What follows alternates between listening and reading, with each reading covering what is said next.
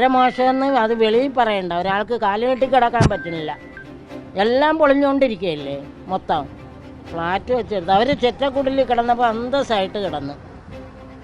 ഇപ്പോഴാണെങ്കിൽ പേടിച്ചാണ് അവരൊക്കെ കിടക്കുന്നത്. ഈ കോൺട്രാക്ടർമാരെ ഒരിക്കലും വിശ്വസിക്കരുത്, കള്ളന്മാരാണ്.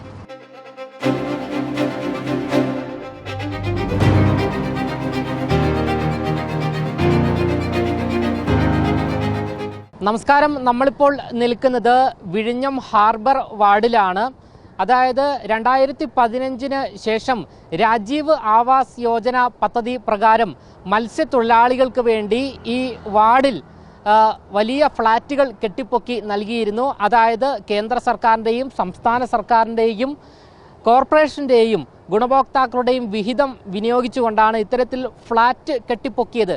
എന്നാൽ ഈ ഫ്ലാറ്റ് പണിതതിന് ശേഷവും, അതായത് മത്സ്യത്തൊഴിലാളികൾക്ക് ഈ ഫ്ലാറ്റ് കൈമാറിയതിന് ശേഷവും 4 വർഷം കഴിയുമ്പോൾ ഈ ഫ്ലാറ്റ് പൊടുന്നനെ ഇടിഞ്ഞ് പൊളിഞ്ഞ് വീഴുന്ന സാഹചര്യമുണ്ടായിരുന്നു. ആ ഒരു വാർത്ത നമ്മളും പുറത്ത് വിട്ടിരുന്നു. ഈ വാർത്ത പുറത്ത് വിട്ടതിന് ശേഷമാണ് മേയർ അടക്കമുള്ള നഗരസഭാ ഭരണാധികാരികൾ പറയുന്നത്, അതായത് ഈ നിർമ്മാണത്തിൽ വലിയ അഴിമതിയും ക്രമക്കേടും നടന്നിട്ടുണ്ട് എന്നും. ഇതിന് പിന്നാലെ മേയർ പ്രഖ്യാപിക്കുന്നു, ഈ ഒരു ഫ്ലാറ്റിൻ്റെ നിർമ്മാണവും അല്ലെങ്കിൽ ക്രമക്കേടും കണ്ടുപിടിക്കുന്നതിനായി കൃത്യമായി ഫോറൻസിക് ഓഡിറ്റ് നടത്തണം എന്ന്. ഇത് തിരുവനന്തപുരം നഗരസഭയുടെ കൗൺസിൽ യോഗത്തിലടക്കം വലിയ ചർച്ചാ വിഷയമാവുകയും ചെയ്തു. ഇതിന് പിന്നാലെ മേയർ പ്രഖ്യാപിക്കുകയായിരുന്നു, അതായത് തിരുവനന്തപുരം എഞ്ചിനീയറിംഗ് കോളേജിന് ഈ ഫോറൻസിക് പരിശോധന നടത്തുവാനുള്ള ആ ഒരു അനുമതി അല്ലെങ്കിൽ ഈ ഒരു പരിശോധന നടത്തുവാൻ ഏൽപ്പിക്കുന്നു എന്നായിരുന്നു അന്ന് മേയർ പറഞ്ഞത്. ആ വാക്ക് നിലവിലിപ്പോൾ പാലിച്ചിരിക്കുന്നു എന്ന് വ്യക്തമാവുകയാണ്. കാരണം തിരുവനന്തപുരം നഗരസഭാ മേയർ ഈ ഒരു ഫ്ലാറ്റിൻ്റെ പരിശോധനയ്ക്കായി നിലവിലിപ്പോൾ എഞ്ചിനീയറിംഗ് കോളേജിലെ വിദഗ്ധരെയും കൂട്ടിക്കൊണ്ട് ഈ ഒരു വിഴിഞ്ഞത്ത് വന്നിരിക്കുകയാണ്. ഈ നിർമ്മാണ പ്രവർത്തനം നടന്നിരിക്കുന്ന സ്ഥലത്ത് വന്നിരിക്കുകയാണ്. മത്സ്യത്തൊഴിലാളികളെ സംബന്ധിച്ച് വലിയ ആശങ്കയാണ് നിലനിൽക്കുന്നത്. കാരണം വാർപ്പുകളെല്ലാം തന്നെ ഇടിഞ്ഞ് പൊളിഞ്ഞ് വീഴുന്ന സാഹചര്യം. 2015 ശേഷം ഏകദേശം 90 കോടിയിലധികം രൂപ ചെലവഴിച്ചുകൊണ്ടാണ് ഇത്തരത്തിൽ വലിയ ഫ്ലാറ്റുകൾ കെട്ടിപ്പൊക്കിയത്. എന്നാൽ 4 വർഷം കഴിഞ്ഞതിന് ശേഷം ഈ ഫ്ലാറ്റിൻ്റെ അങ്ങിങ്ങായി വാർപ്പടക്കം പൊളിഞ്ഞു വീഴുന്ന സാഹചര്യമായിരുന്നു ഉണ്ടായിരുന്നത്. നമ്മളടക്കം ഇത് റിപ്പോർട്ട് ചെയ്തിരുന്നു. എന്തായാലും നിലവിലിപ്പോൾ ഫോറൻസിക് ഓഡിറ്റ് നടത്തുന്നതിനായി തിരുവനന്തപുരം നഗരസഭാ മേയറും ഡെപ്യൂട്ടി മേയറും അതുകൂടാതെ എഞ്ചിനീയറിംഗ് കോളേജിലെ വിദഗ്ധരും നിലവിലിപ്പോൾ വിഴിഞ്ഞത്തെ മതിപ്പുറത്ത് എത്തിയിരിക്കുകയാണ്. ഇവിടെ പരിസരങ്ങളെല്ലാം തന്നെ പരിശോധിക്കുകയാണ്. വാർപ്പിൽ നിന്നും അടക്കം ഈ മഴ പെയ്തു കഴിഞ്ഞാൽ വലിയ രീതിയിൽ ചോർച്ച അനുഭവപ്പെടുന്ന സാഹചര്യം. എങ്ങനെയാണ് മത്സ്യത്തൊഴിലാളികൾ ഇതിനുള്ളിൽ കിടന്നുറങ്ങുന്നത് എന്നുള്ള ചോദ്യമാണ് ഉയർന്നു വരുന്നത്.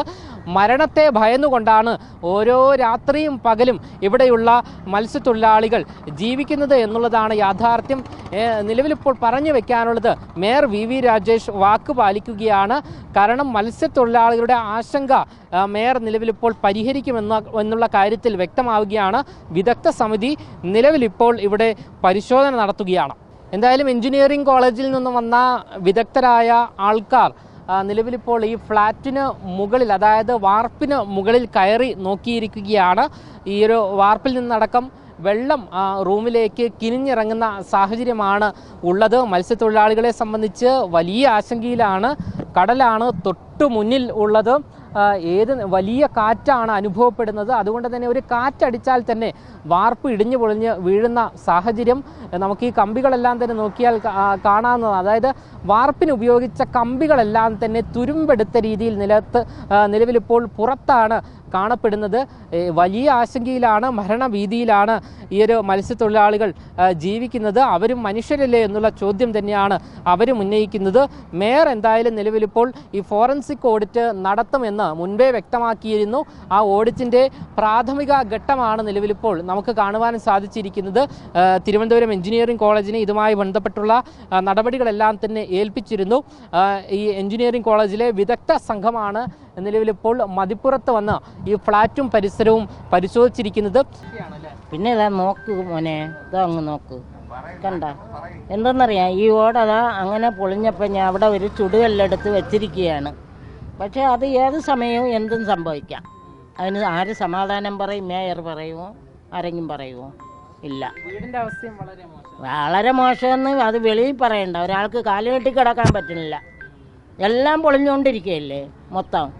ഫ്ലാറ്റ് വെച്ചെടുത്ത് അവർ ചെറ്റക്കുടിൽ കിടന്നപ്പോൾ അന്തസ്സായിട്ട് കിടന്ന്. ഇപ്പോഴാണെങ്കിൽ പേടിച്ചാണ് അവരൊക്കെ കിടക്കുന്നത്. ഈ കോൺട്രാക്ടർമാരെ ഒരിക്കലും വിശ്വസിക്കരുത്, കള്ളന്മാരാണ്. എപ്പോഴാണ് ഇത് പണിത് കയ്യിൽ തന്നത്? ഇപ്പോൾ താമസിക്കാൻ തുടങ്ങിയിട്ട് ഒരു 3 വർഷം കഴിഞ്ഞ്. പണി ചെയ്തിട്ടിരുന്ന് 6 കൊല്ലത്തോളം കിടന്നു. ആ വിഷയം അതല്ല, ചേർക്കേണ്ടത് ചേർത്തില്ല. നമ്മളിപ്പോൾ വീട്ടിലൊരു കൂട്ടാൻ വെച്ചാലേ